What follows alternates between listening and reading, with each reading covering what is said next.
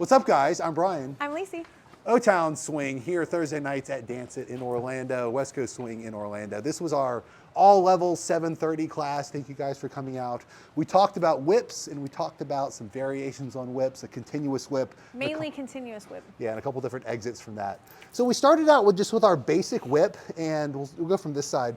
The first thing we did is we had leaders drop this left hand to right hand connection in the middle of the whip and just leave that middle part with this right hand on the shoulder blade.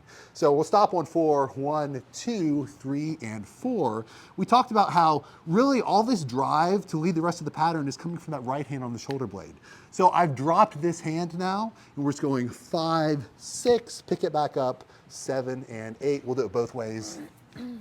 For the followers, the main thing to help this happen is that my left side is continually pulling back and that I don't transfer weight without my leader. So I have my right foot out on 4, so I'm correct in my timing, but I don't want to be over that foot if my leader hasn't taken me over that foot or if it takes me out of connection in this backhand.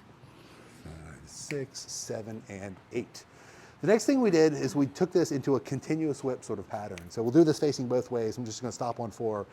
1, 2, 3, and 4. And we talked about leaders. We're kind of breaking one of our rules here. We always preach about how we want to keep this linear.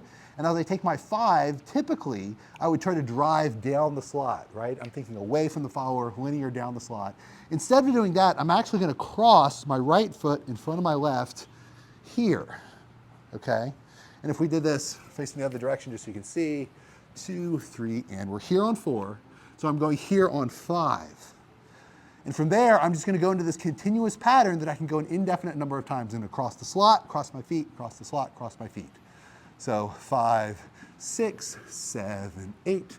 Do it again as many times as you want until eventually I'm going to step down the slot and exit the pattern. We talked about how followers, you're pretty much just staying back in your 4 instead of changing weight like I talked about. If the leader doesn't lead you to change weight, you stay back here. We just want to keep finding this stretch. We're just going to change weight to our right foot without going forward and then find the stretch, and how we have a responsibility along with the leader to keep this linear and don't let it get too circular. So I want to keep finding the stretch, finding the stretch, finding the stretch. Eventually step down the slot and the exit.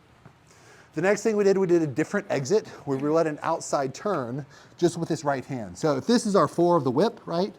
In the first beginner class, we talked about the standard outside turn. We've got this left hand leading that. We don't have this hand now. So as I step down the slot 5, right?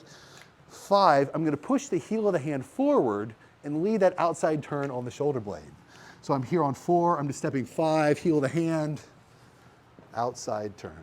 We talked about how finding that stretch and staying that continuous whip, if you don't have this hand, it's kind of like not having your seatbelt on, so you really want to keep this left side back. We also talked about how the leader's wrist is kind of bent, so it's like having the door on a Ferris wheel, and that's how I know that to be released. So I keep this left side back until my leader releases that door by changing the wrist.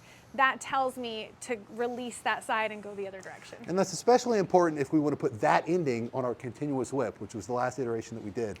Because throughout that continuous whip, I want to keep that hand locked so the follower is not going to come out of that connection. And then at some point, I can push the heel of the hand forward, leave that outside turn, and so you can end with whatever ending you like.